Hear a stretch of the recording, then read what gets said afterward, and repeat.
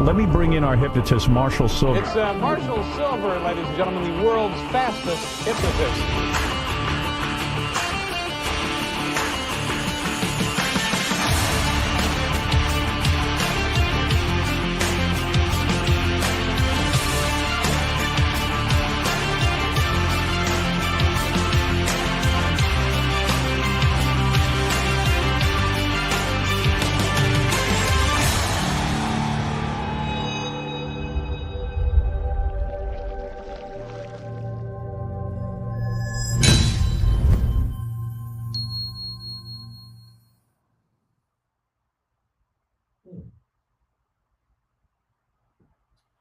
Nice, baby. Hey, welcome. Glad you're here.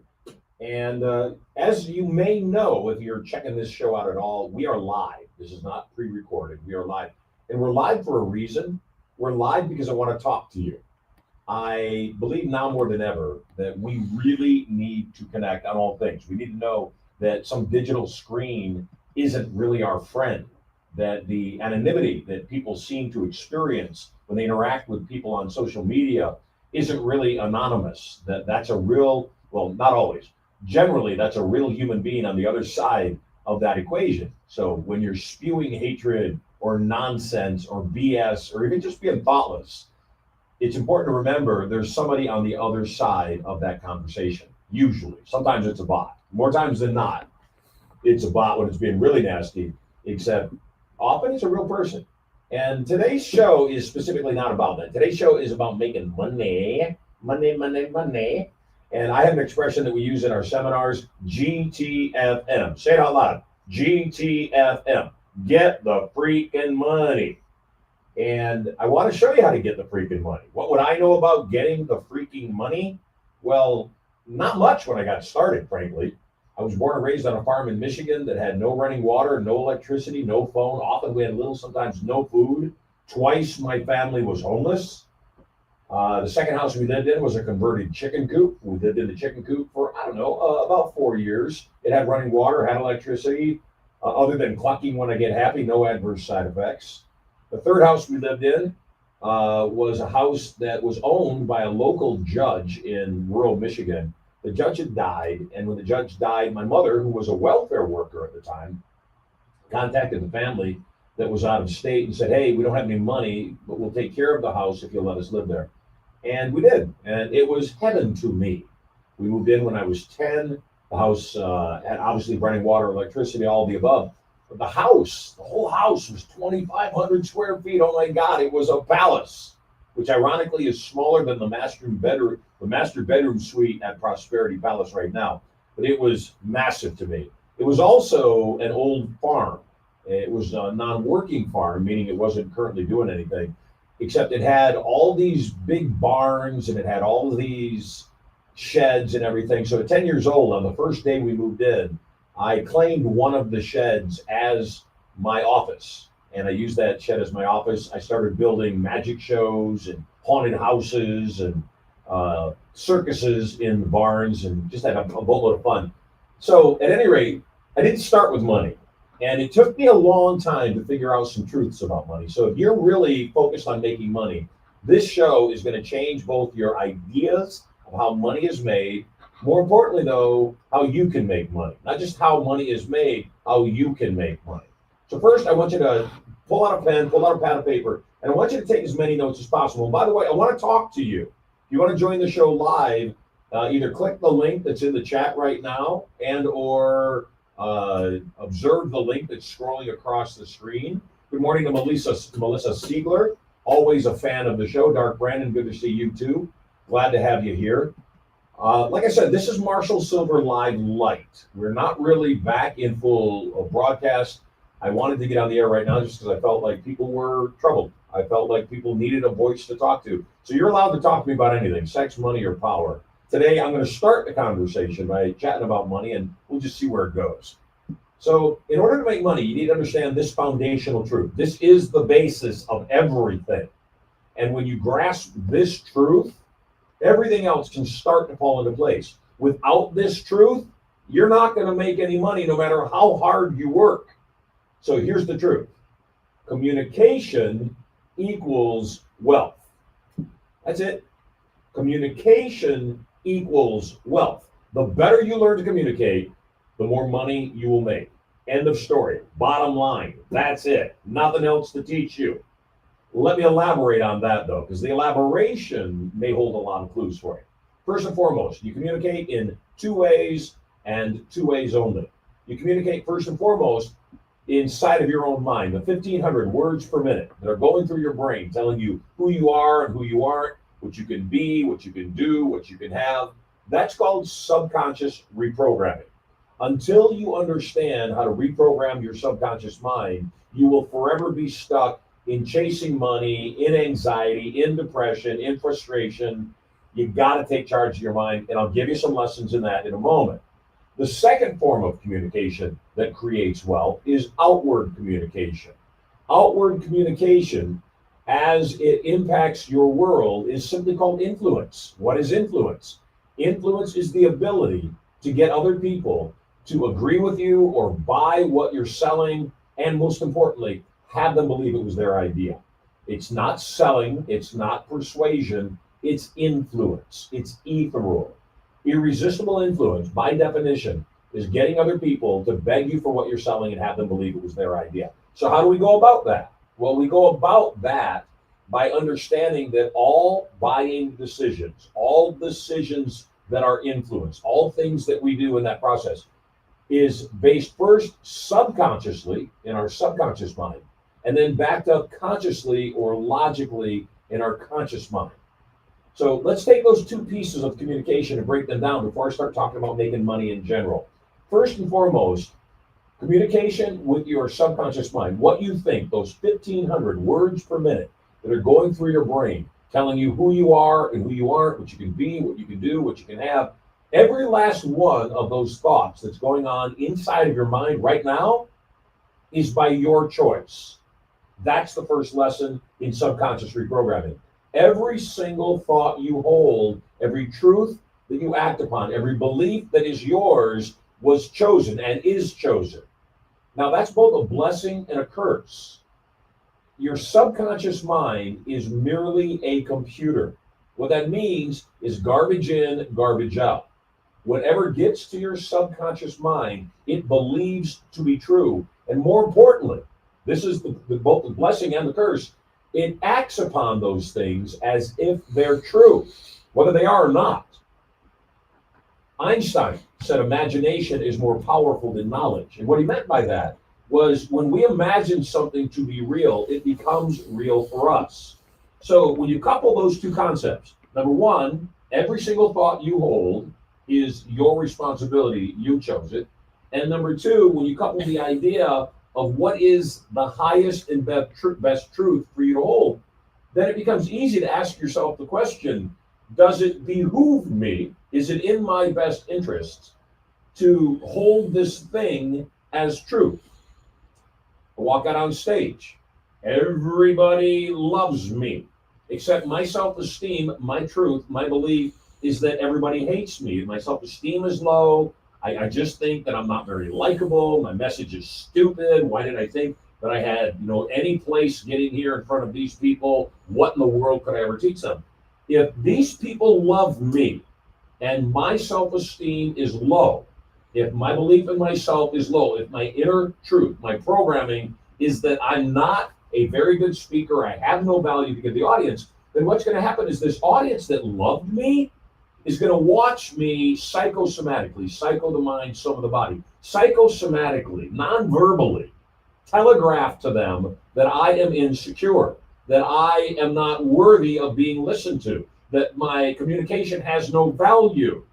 And because over 60% of our communication is not the words that we selected, the semantics, it's not the tone or the way that we said those words. Over 60%, the majority of our communication boils down to our physiology. How did I carry myself? How did I physically, physiologically project to the people that I was communicating with? Did I stand with confidence?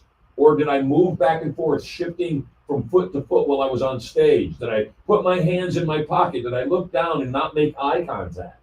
All of those nonverbal communication tactics, all those pieces of communication, they all make an impression on the audience. And even though they loved me, I mean, nobody goes to watch a speaker and hopes they suck. So even though they loved me before I walked out onto that platform, because my self-esteem is low, because my nonverbal communication is so strong, that will impact me greatly. Dark Brandon, you're telling me my audio sounds like it's coming out of a tin can. We can play with the EQ on that, right? Like I said, this is informal, and I definitely appreciate that feedback. Thank you so much. We want it to be better for sure. So as much as you guys put into the chat, let me know what's going on, the better as far as I'm concerned. Back to the lesson though, while I'm working on the audio on this, are we on the proper mic? Mm-hmm. Are we coming through my mic on my laptop? Yep, we should be going through your proper mic. So at any rate, back to the lesson. You think on two levels. You think consciously and subconsciously. Your conscious mind is your gatekeeper. It's the thing that determines what is and what isn't, what you will believe and what you won't believe. It determines what gets to your subconscious mind. Whatever gets to your subconscious mind, it believes to be true. And then more importantly, acts upon it as if it is true. Your conscious critical factor's job is to protect you. That's all. It's just there to make judgment. Now, that said, that audience that loved me when I walked out there because I projected that I had no value, sooner or later, it will erode their confidence or their affections toward me. And after hearing me speak for a while, they'll simply say they don't like me. And they'll realize, gosh, I must have heard wrong. I heard Marshall Silver was an amazing speaker, yet after listening to him, he sucks. And he clearly doesn't have any confidence, so why would I listen to him? Imagine, though, that the reverse occurs. I walk into a room, and the audience hates me, yet I hold a belief so strongly that they love me that when I look at their scowled faces, or maybe I hear their grunts or their little asides under their breath, what I think is really going on is they love me, and that they have indigestion, they have Mexican food for breakfast, and that those little asides, they're just so excited about hearing my message, they can hardly contain themselves. Now, that all by itself would make my life better. Me believing that I'm living in a good world where people love me and that my information is important, that alone makes my world better. Except here's the other thing that really makes it better. By the way, Sterling, I'd like to bring my other microphone tomorrow. I'd like to bring the mic that's on my rack at home here. Here's the other thing that happens, though. While I'm speaking, even though the audience hated me, because I project so much confidence, because I project so much certainty, what happens is the audience that hated me starts to look at me and say, you know what? First and foremost, his message is spot on. Secondly, he seems to believe in his message to a degree that he's not even impacted by all of our negativity. Finally, he also seems so certain, and that's key right there. He seems so certain that maybe I should rethink my positions about not liking him, not liking his message, not liking what he's delivering. In due respect, that's what's going on right now with a lot of people regarding Charlie Kirk. Some people didn't even know who Charlie Kirk was. And over the last week, they've been watching a whole lot of videos about a man that loved his wife, loved his kids, loved his country, and especially loved Jesus. They're watching these videos of a guy that some people have tried to villainize, to, at the very least, minimize. And they're watching the videos of this really incredible human being, this good soul that listened, and their opinions are shifting. And I promise you, there's even some leftists, some Democrats that jumped on the party bandwagon and decided to hate him without even knowing him, that because of all that happened with his assassination, have now started watching his videos, and they're watching the video and they're saying, I don't get it. How is this guy racist? I haven't heard him say a single thing that suggests that he hates black people. I haven't heard a single thing that suggests he hates. There isn't a single thing out there because he didn't. And those people that were leaning left and believing the party line, they don't believe it anymore. And suddenly their opinion shifts. So the first thing you've got to do to make money, because that's what the topic's about, and I realize I've leaked over onto a current topic, but here's what the point of it all is that you've got to take charge of your subconscious mind. You have to. If you don't take charge of your subconscious mind, you will never, ever be able to advance to the second step. What's the second step? The second step is learning the skills of irresistible influence. Dark Brandon says the audio is perfecto now. Great. What'd you do? Oh, well, good job. So, again, we're informal right now. So, yeah, I'm chatting to my producer. My producer happens to be a remarkably good-looking man, supernaturally good-looking. His name is Sterling Silver. And, man, I love him like a son. I really do. I love him like a son. So the second part of the equation is communication equals wealth. The second part of that equation is you've got to learn how to influence other people. So as much as I want to give you a framework on how to reprogram your brain, I also want to give you a framework on how to influence other people. Here's the 3 basic steps to subconscious reprogramming, to making sure the conversations in your head are better. Number 1, make sure your programs, the things that you say to yourself, are positive and program you for what you want instead of what you don't want. What do I mean by that? Rather than me saying I'm not fat, my program would be I am losing weight and feeling great. So same outcome, different approach. And because our brain focuses on what we present to it, if I present to it the program, the communication to my own subconscious mind that I'm not fat, what that does is that puts an emphasis on the fat part rather than the emphasis on I am slender and getting better looking all the time. When you understand how to program for what you want rather than for what you don't want, then your subconscious computer can do its perfect work. It can go through all the files and it can say, yes, this is useful, this is not, and I'll expand this part and I'll minimize that. So first and foremost, program for what you want instead of what you don't want. Anytime you say something to yourself, ask yourself, am I focusing on the thing that I want or am I seeking to avoid the thing that I don't want? You can never win by protecting against losses. You can maintain a position, you just cannot advance. Second element of subconscious reprogramming for yourself is program not just for the positive, program a personal change. What do I mean by that? Rather than programming yourself in the outside world, you program yourself on your internal world. Instead of saying, the world is giving me all these things, the program might be, I'm a likable human being. I am a people and a money magnet.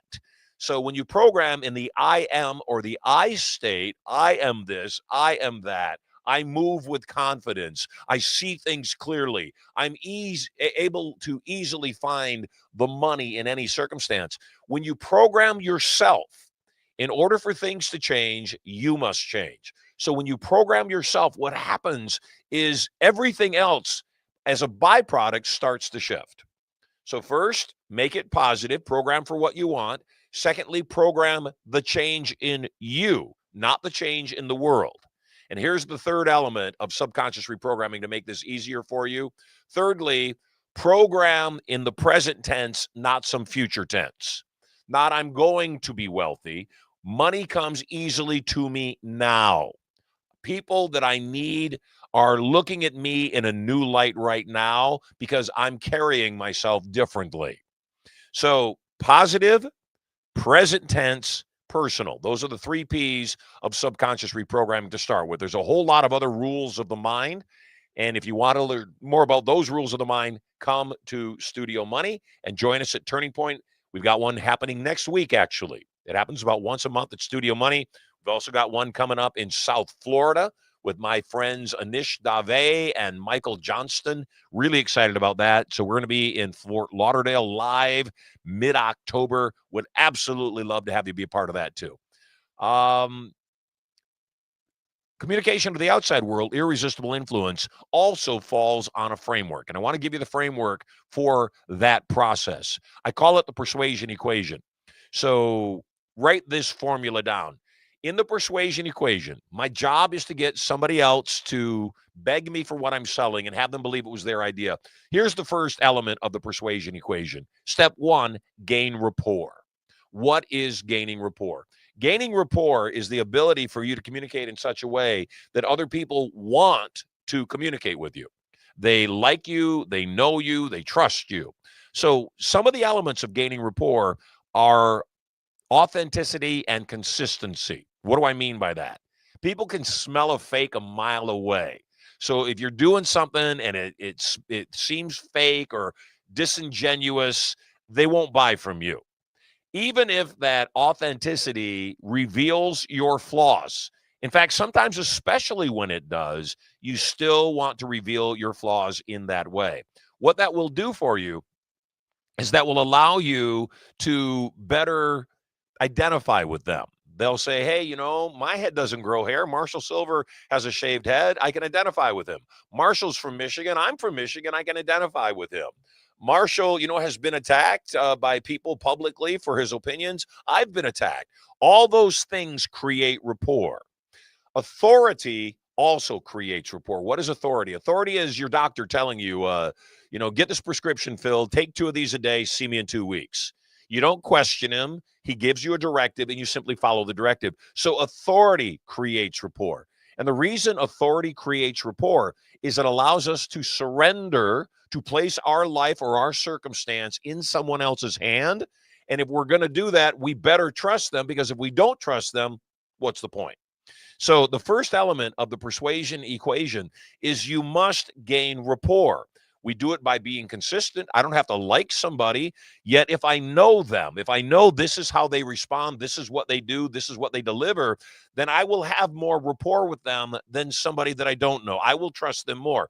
If I see an ad for whatever it is that I seek to buy, and I see another ad that offers the same thing, even if one of those people has something that I might not care for, maybe they take a longer time to deliver the product that I want to buy.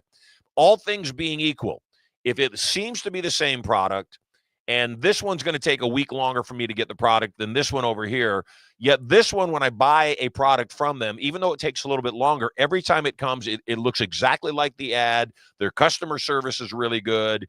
It just takes longer to get the product. I'm likely to order from the company that it takes longer to get the product based upon that trust factor. So you could replace the word rapport with trust in 90% of the equation. The only time that you don't necessarily replace trust and rapport is when there are other mitigating factors. It might be somebody's related to somebody. They have geopolitical pressure on them to make a buying decision in one way rather than another. Maybe they're a part of a tribe. Maybe their religion asks them to buy within the tribe. Maybe they were a part of the same sorority or fraternity that I was involved with or my wife was involved in college. And so rapport is based first on trust. And then secondly, the other elements that go in are familiarity. The more I'm familiar with somebody, the more I can get some history about them, either through Yelp reviews or a third party, a recommendation, or any of the above, the more I will have that thing that people call rapport. Second element of the persuasion equation. Second element in you influencing other people to get more of what you want so that you can get the freaking money. The second element, and by the way, if you're enjoying this, if you're watching this show right now and anything I'm saying to you makes sense, please mention it in the chat. I watch the chat. I look at the chat. I tend to give gifts away to people that engage me either in the chat, or I especially like giving gifts to people that reach out and jump on the show live by visiting the link that is in the chat right there. Join the show live. You just click that link or copy and paste that link and come join me. I like giving away free things, so bear in mind. So the second element of the persuasion equation, once I've gained rapport, and this is the piece, frankly, that most people miss. Most people realize people have to like me to buy from me, or they're going to buy from me more when they like me. Most people know that, and most people understand at least part of the rest of the process. This, in my experience, is the piece that most people miss. Step 2 of the persuasion equation, elicit their outcome. What do I mean by that? Find out what it is that they want to buy. Well, how do you do that? Funny you should ask. Why don't you just ask them, what do you want? That phrase, what do you want, is a phrase that will end a lot of arguments. It will help you get to the end result of where somebody is going. It will allow you to get way more of what you want because, generally speaking, you're going to get what you want by giving other people what they want. And if you don't know what they want, how could you do it? But let me explain a little bit deeper down that path. Not only do you need to elicit their outcome, you need to find out what they want, but your job is to make what you're selling look like what they want. Yeah, let me repeat that. Your job is to make what you're selling look like what they want. And you cannot, that's called framing, by the way. You cannot change the frame on something unless you know what they want. There is a character that sold a whole bunch of people a whole bunch of things, went to prison for misleading people, being dishonest, wrote a book while he was in prison, and the book became quite famous. It is called The Wolf of Wall Street, and Leonardo DiCaprio played Jordan Belfort in the movie. One of the iconic lines in the movie is, "Sell me this pen." And then he hands the pen to somebody and says, "Sell me this pen." And salespeople often will take the thing that they're selling or the thing they're challenged to sell, and they'll start attempting to give all the good qualities of the thing that they're selling. None of that matters at all, actually, until you've elicited their outcome. If I ask you what's more valuable to a person, a Rolls Royce Phantom or a moped, somebody that hasn't elicited outcome will blurt out the Rolls Royce, of course. And the answer is, well, value is always determined by the buyer. And if value is always determined by the buyer, I couldn't possibly know what's valuable to my buyer until I've asked them. Because if my buyer happens to live on the top of a mountain that only has goat path access, then that Rolls Royce is useless. It can't get up the goat path. The moped, on the other hand, is infinitely more valuable to the end consumer. So I want to say it again. Value is always determined by the buyer. And when you grasp that, you'll understand it's not about the cost of something. It's not about the price tag. It's not about the dollars that need to be exchanged to get that person to buy. And I think that's where most people fall short. They keep thinking, if I just keep giving them more stuff and more stuff and more stuff, by gosh, then they're going to see the value of my offer and they're going to buy from me. That's not true, because all the crap you're offering up as bonuses may not be valuable to them. If it is valuable to them, God bless you, that works. Yet if it's not valuable to them, doesn't matter how much you add. It's the guy that wants to win the girl over and says, gosh, I should go buy her flowers. And then he goes to the flower shop to buy her a bouquet of roses and gets this harebrained idea. Heck, if I buy out the whole shop and I fill up her office with roses, then she'll know I love her that much. And the woman shows up to work and there's all these roses everywhere, and she doesn't like the guy to begin with, and so it only perturbs her more. She said, this guy's off his rocker. I don't even like him. Now the place smells like a florist shop, and I got to get rid of all these flowers. What a pain in the butt. Got to elicit their outcome. You elicit their outcome by asking, what do you want? Now, when they tell you what they want, they're gonna either tell you one of two things. Either they'll tell you what they want, or they'll say, I don't know. If they tell you what they want, then you're able to then frame what you're selling to look like what they want. You're able to make it appear to be what they want, and I'll tell you more about that in a moment. The other answer, though, when you say, what do you want, that they might give you, is they might just say, I don't know. I don't know what I want.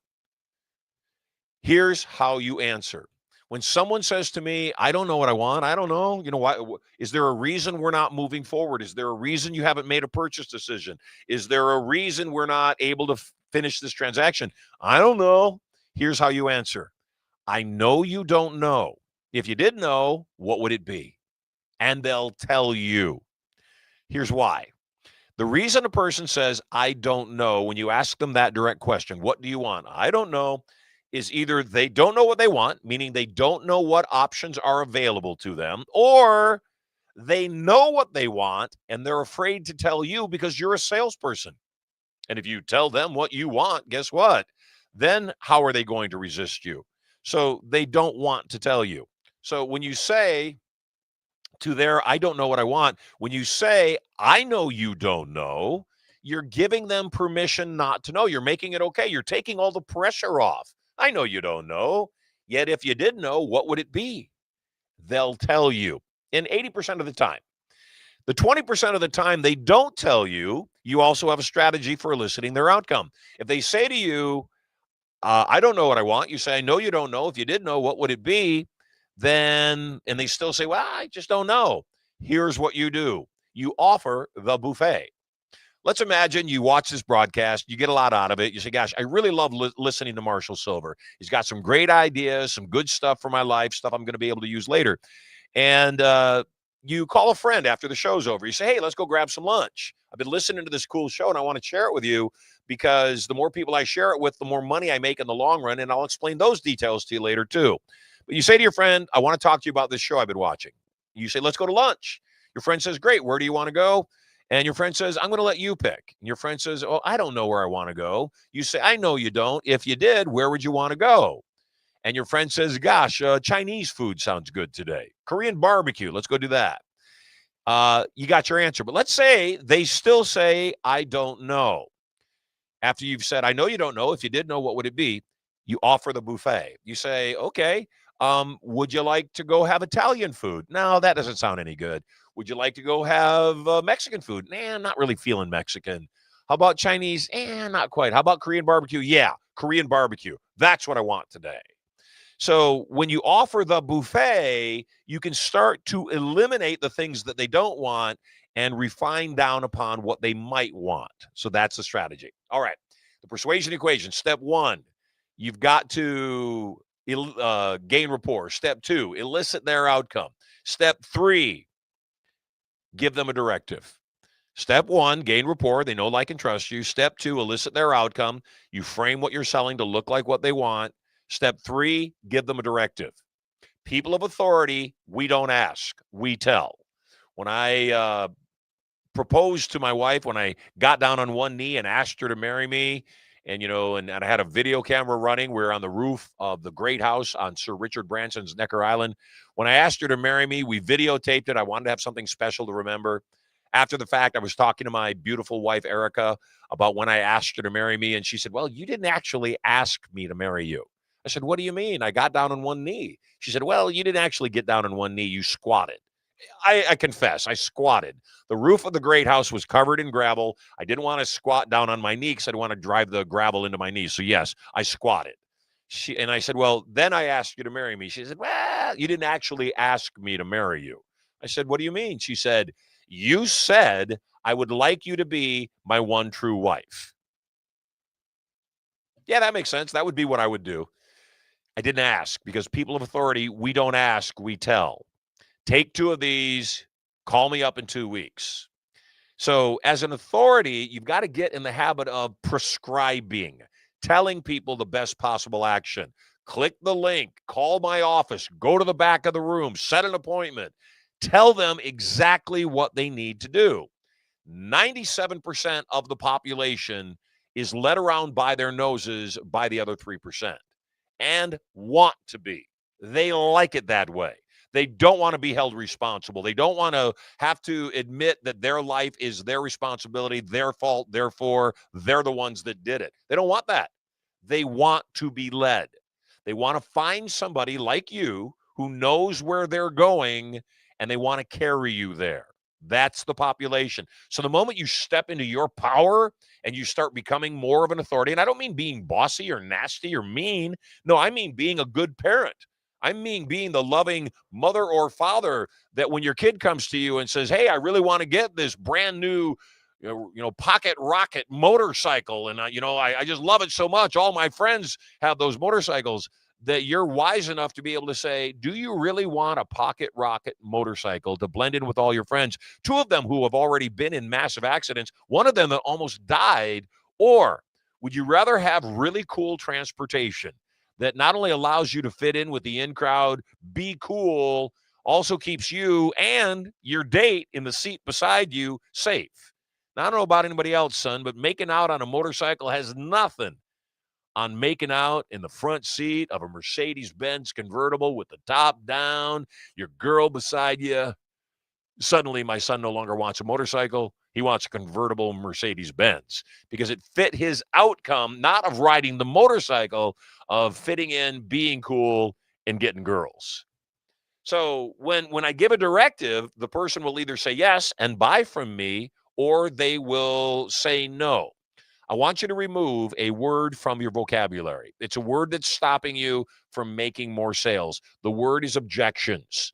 I want you to release that word and that whole concept from your mind. And don't program yourself, don't label their resistance as an objection, label it as resistance, because the best salespeople in the world, my job is to play with resistance. That's all my job is, to play with resistance.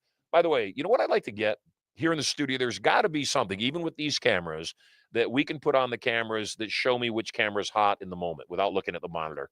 You know, like they do in a TV studio, just a camera light. By the way, if you're watching this right now and you know anything about camera lights to show which camera's live, let me know. We're building the studio out. We're really excited, and you're helping me build this. All right. So step 1, gain rapport. Step 2, elicit their outcome. Step 3, give them a directive. Tell them how to buy from you. Click the link, set an appointment, pull out your credit card, run to the back of the room. Will this be cash, check, or charge? Give them a directive. Tell them how to buy. Step 4, play with their resistance and give them more information. That's all they're asking for. When somebody resists me and they say no, I don't take it as a no, because I believe in what I'm selling. I have a moral and ethical obligation to sell them. So when someone says no to me, I don't feel bad for me. I feel really bad for them. I feel bad that they're not going to have the opportunity to enjoy this product, service, concept, or idea that I am putting in front of them for them to make a purchase decision over. I feel bad for them. And because I feel bad for them, and that's my frame in my mind, I don't project rejection. I don't project disappointment. I don't project, woe is me, you didn't want to buy from me because you don't like me. No, I have an incredulous spirit about it. I look at them like they're crazy, because they are. I mean, look at me. Who wouldn't buy from me? Who wouldn't want this remarkable thing that I'm making available? And then step 5, give a directive in a new way. This is the reason you've got to have a big tool belt of persuasion elements. You've got to have a big tool belt of gambits, language patterns, processes, tie downs, and time bombs, and alternate assumptions, and embedded commands. All these techniques of communication. They're not sales techniques. They're ways of communicating. Because ultimately, step 4 and 5, by the way, rinse and repeat. Play with resistance, give a new directive to close the sale. Play with resistance, give them a new directive. Play with resistance. All of this process of understanding how to influence people at a deeper level, all of this not only enriches your life, makes you a better person, but it allows you to have everything you want in other areas too. Not only does it make you more money, imagine being able to elicit outcome from your spouse, your significant other, finding out what they want, playing with resistance in such a way that it's not an either or world, that it's an and world, that they can have what they want and you can have what you want too. Imagine being able to learn how to influence your kids to stay off drugs, learn monetizable skill sets, things they can make money with, teach them life skills that allow them to have better relationships, have better health, whether it's cooking or changing a tire or doing working for a living at 12, 13, 14 years old, which I believe all kids should. I believe all kids should be given not chores around the house. I think they should be told, I need you to find a job by the time they're 12 years old. They should be looking and picking up side works. I think by the time they're 14, they're already an adult. I do. I don't think they should be treated like kids. I think they should be given the ability to make choices for themselves, along with the ability to be responsible for themselves, because those two things go hand in hand. So, number 1, you've got to learn how to communicate better internally. That's where it all starts. Whatever your brain believes to be true, you will communicate through your physiology, through your tonality, through your semantics, to be true to the rest of the world too. So the first thing you've got to take charge of 100% is your programming. The fastest way to do that is with a technology that I created 40 years ago. Can you believe that? 40 years ago, called psychoneuroduplication, PND. All you got to do is learn psychoneuroduplication, and you'll be able to reprogram your brain in any area. Here's the 3 elements of psychoneuroduplication. Step number 1, you say the words of that which you seek to be. I am a genius. I am a multimillionaire. I am a multi-billionaire. I'm too sexy for my shirt. I am an expert AI utilizer. I am a great network marketer. I'm an amazing person at social media. Just fill in the blank with whatever the I am statement is. Step 2 of psychoneuroduplication, gather up the available data. Notice that I said the available data. I didn't say all the data. Gather up the available data. Why just the available data? Because perfectionism paralyzes. If you seek to be perfect, if you wait until everything is in alignment to take action on your outcomes, you'll never take action on your outcomes. Nothing is ever perfect. You've got to fail forward fast. You've got to put out crap and then put out crap 2.0. It worked for Microsoft. It'll work for you. Then ultimately, as you are understanding that, number 1, you say the I am statements. Number 2, you gather up the available data. Step 3 in psychoneuroduplication is you simply act as if success is certain. Act as if success is certain. Finish what you started. 99% of all the major accomplishments you will have in your life will be a byproduct of you actually starting. I'm looking at the screen right now. I've got, we're on multiple platforms, so I'm not really able to see how many viewers we have everywhere. When we did this broadcast previously, we had roughly 1,000 viewers plus every single time we went live. Right now in the broadcast, I've got 4, except I want you to know, if you're one of the 4, you matter to me. You're important to me. You're the reason I'm doing the broadcast this morning, not because I thought there'd be 1,000 people or 10,000 or 1,000,000 people. It doesn't matter. You matter to me. And the whole point of doing this broadcast right now is not to make money. Long-term, of course. Short-term, no. We're not running any commercials. I'm not offering any products for sale. Yes, I mentioned we have Studio Money and Turning Point every single month. That's a soft close. If you know me, that's not even a close at all.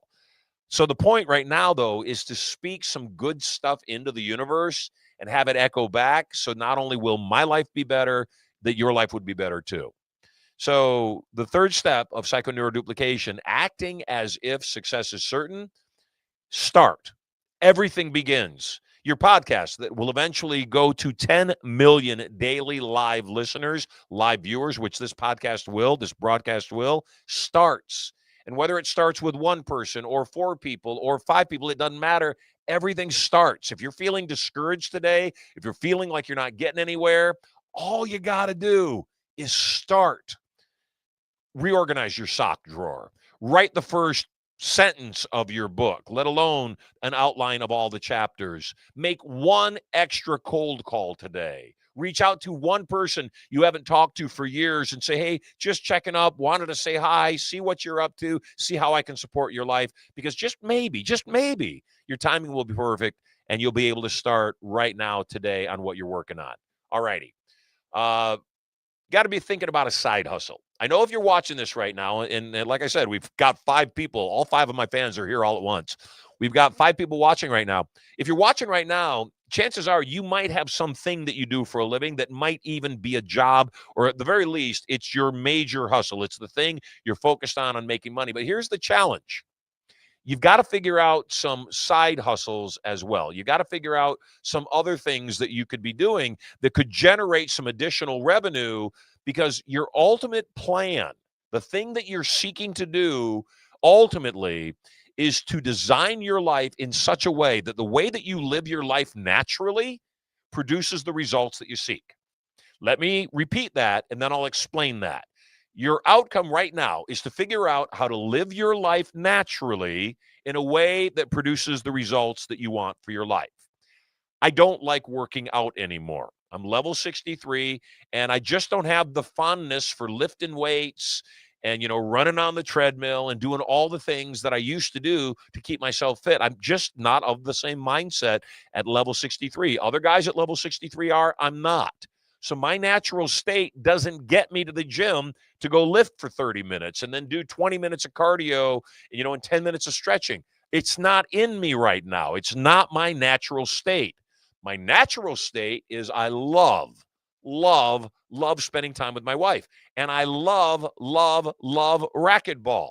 So when I wake my wife up at 6 a.m. and I say, let's go play racquetball, it's not just that I want to work out. That's part of it. That's not even the major motivator. The motivator is I want to look at my wife's butt in Lululemon shorts for an hour and 15 minutes while I'm chasing a ball around a court, being strategic, playing a game that I love. I don't have to be asked twice to play racquetball on any given day. If I have the time, I want to play racquetball, including with you. So if you play racquetball, I'd like to come play racquetball with you. You just have to wear Lululemon shorts. That's all I'm telling you. Second thing, though, is if I make money, and especially if I make money, I want the thing that I do to make money to be that thing that I would do, whether I was making money or not. Here's why.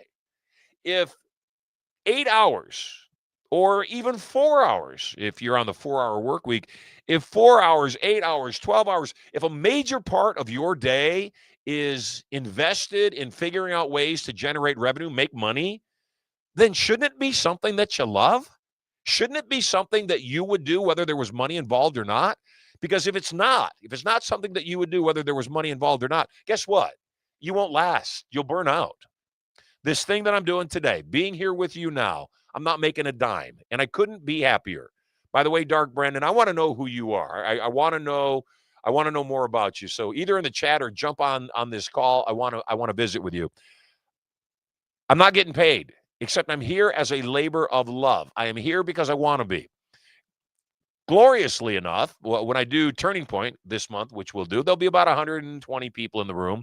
When we do Turning Point this month, I won't be doing those 2.5 days of training because I have to. Yes, I'll probably make over $1 million in 2.5 days, except I'm not doing it for the money. I'm not doing it because I have to. I'm doing it because I love to. I'm doing it because when I do Turning Point, when I do my live educational events, I see people change. I see their lives made better. I see them in healthier relationships. I see them making money. I see them taking charge of their health. I see them winning. So if you're going to find a side hustle, find something you love. Find something that's enjoyable to do. Secondly, your side hustle should make you substantial money. I'm not talking about a little bit of cash. I'm talking about big bucks, baby. It should make you substantial cash. If someone says, hey, I got a way that you can make a couple extra $100 a month, it's like, I'm not even going to sneeze for a couple $100 extra bucks a month. For me, if somebody says, hey, I can find a way to make you $10,000 passive every month, you don't have to do anything. Yeah, I'm interested.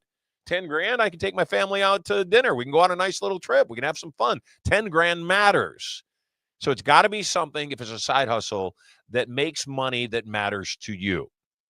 My recommendation for a side hustle is don't invest major money in a side hustle. If it's your main hustle, yeah, invest every dime. Put all your eggs in one basket. If it's a side hustle, though, yeah, you're allowed to dip your toe into the pool. So if it's a side hustle, it shouldn't have a big upfront investment. And if it has an investment at all up front, the potential to make the investment back should be fairly quick. 2 months, 3 months max. To make 100% of the money you put into that side hustle up front, you should be able to make it back. Next, that side hustle, even though it's a side hustle, not the main hustle, the side hustle should have the potential to make big bucks. Because oftentimes what happens for people is the side hustle that they thought was just going to be a side hustle ends up being the very thing that ends up making them major money. So it should have the potential to make you big money. Next, your side hustle, at least initially, should be something you can do from home. I'm sitting in Studio Money, Sterling Worldwide Studio. It's our virtual studio. We've got a 24-foot LED wall, as you can see, because we're working on the techs of camera switching and everything else we're doing. We shoot on 3 cameras here. Eventually, this room will be set up as a studio. So we've got the main studio, main set here, a set on the side on one side, a set on the other side. You got to start. And since everything begins, chances are whatever it is you're doing, you're going to start from home, which means you don't have to rent any office space. You don't have to put, any expenses into all those other things. Just start from your house. It shouldn't have any employees. Your side hustle should be something you can do all by yourself. Don't need anybody else. Don't need any inventory.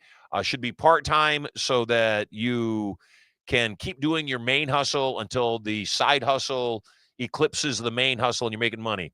It should be something that doesn't require any equipment, that the entire business could be run on your phone, on your device, because that's all it takes these days. Since communication equals wealth, this is all that it takes to make money. All you got to do. Well, today I've had a good time chatting with you. If you want to talk to me, all you got to do is click the link and get into the green room. If you don't want to talk to me, then I'm cool with that too, because my intention right now, as I've said from the beginning, is simply to add value to your life. I pray that some of the information that I've given you is useful to you. If it was, give me a note in the chat. Let me know you enjoyed our session today. I will be back again tomorrow, same bat time, same bat channel at 10 a.m. And tomorrow morning, we're going to talk about sex, how you can get more of it, and how your relationships will define the quality of all of your life. A relationship can make you half as much or 10,000 times as much. In fact, I think a relationship can either annihilate you or raise you to supernatural levels you didn't think you could rise to. Tomorrow, 10 a.m., same place, same bat channel on this social media platform. If you liked it, share it with your friends. If you thought today's show was valuable and you got something useful, go ahead and quote me and give me credit for the quote. But let people know that you tune in every single day at 10 a.m. on the days that I'm not on stage for Marshall Silver Live. I'll look forward to seeing you tomorrow.